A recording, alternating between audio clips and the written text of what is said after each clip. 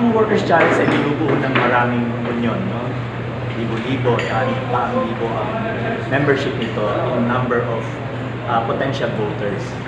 Sa tingin namin, magiging appetizing ito sa mga kandidato, lalo na yung mga nasa top na survey. We do not consider yung surveys as gospel truth, pero pwede natin siya pagbatayan para kung sino ang pangunahin naming mga tatanungin.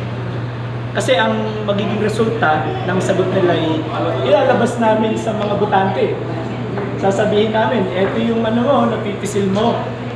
Sabi niya, hindi raw niya dadagdagan ng sahod mo. O botong pa rin ba siya? Something like that. So it is a challenge, first and foremost, to the candidates, but ultimately, it is a challenge to the voting population. So bakit sa tingin niyo hindi masyadong popular pagdating sa mga elected officials na maging progressive po sa kanilang labor agenda? Well, palagay ko dahil we do not have that resilient, cohesive labor movement or labor force in the Philippines yet. I think we are on the way there, pero wala pa. Kaya mas aasahan pa nila yung mga local politicians na nagbibigay ng 500 pesos sa mga barangay para iboto ka. Pero if we will have a strong, cohesive, and resilient labor force in the Philippines, nag-iisip, kagaya sa Europe at iba pang mga first world, lagi ko walang saysay yung mga 500 pesos sa sa mga barangay. Kaya talagang siseryosohin nila tayo. Ano po kayo ang i-enable ng resilient labor force? Palagay ko, this is the first step towards that. Itong mga member ng Workers' Challenge o itong alliance na to comes from different different tendencies in the labor movement. Alam mo naman, kahit labor movement na, may iba't ibang pa yan. May mga pro-capitalist dyan, may mga... Pero unti-unti nalalaman ng buong labor movement ngayon na we have more in common than what divides us. Kaya nagsasama-sama.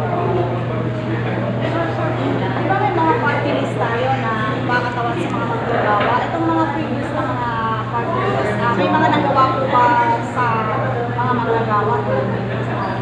Ang mga party list, ang mga party list natin kadalasan yan yung nangunguna sa mga bill o proposal to increase the wage, to promote security of tenure, kagaya ng security of tenure bill na umabot hanggang maging batas, kaya lang binito ni Duterte. Mga party list representatives ang nagpasa niyan. Kaya lang hindi sila sapat. Kaunti yung mga pro-worker at saka those that are coming genuinely from the labor movement na nauupo. Sa Senado parang halos wala pa. Although we give credit to the pro-worker stance most of the time of Senator Rizal. 64 yata, 65 ang party list.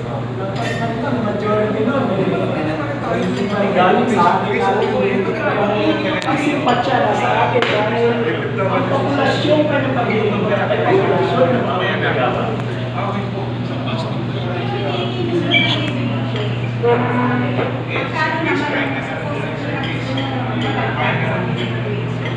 Alam mo, kung kumandidato si Cariote, sinasabi niya naman 750 a day. That's mag-6 years ago na no? Ay ngayon, ang ilang mga economic foundations ng Ibon, naglalabas sa Metro Manila 1,200 per day ang living wage. Kung kami tatanong, susundin namin yun kasi para ka pala mabuhay, kailangan ng 1 Bakit ka pa sasawin ng 610? Di, aminado kasi magbihirap na gusto ka niya pamatay. Meron silang alipan. Sabi nga, hindi naman daw dapat yung lalaki lang, yung tatay lang ang pinagtatrabaho. Dapat yung nanay magtrabaho rin, mga 610 din. Yung anak, medyo may matibay na buto na, magtrabaho rin. Anong klaseng pamilya naman gusto natin buuin sa ng Pilipino? Hindi pa buo ang katawan o ang lakas, gusto natin magtrabaho para lang makakain, makakuha yung basic. Dapat may ganung psyche ang umuupo sa gobyerno eh. Magbiyan tayo ng lipunang Pilipino na talagang mga tao at akin to, to a more humane society.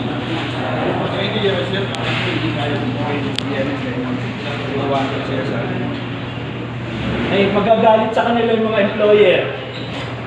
Wala na ibang dahilan. Nakita niyo naman si Bongbong nung nanalo. Ang una niyang meeting, mga oligarchs. Ayun, sa media ang naglabas doon, mga picture na yun eh. No? Yun ang una niyang meeting. Siguro bilang pagtanaw ng kanyang utang na loob, syempre nagbigay ng support na sa kanya. Well, that's a reality. Kaya lang, reality rin. Kung yan ang tumulong sa'yo, eh, paano mo sila susuwagin? Pag nangihingi ng dagdag na sahod yung mga magagawa nila, paano mo susuwagin si Ramon A?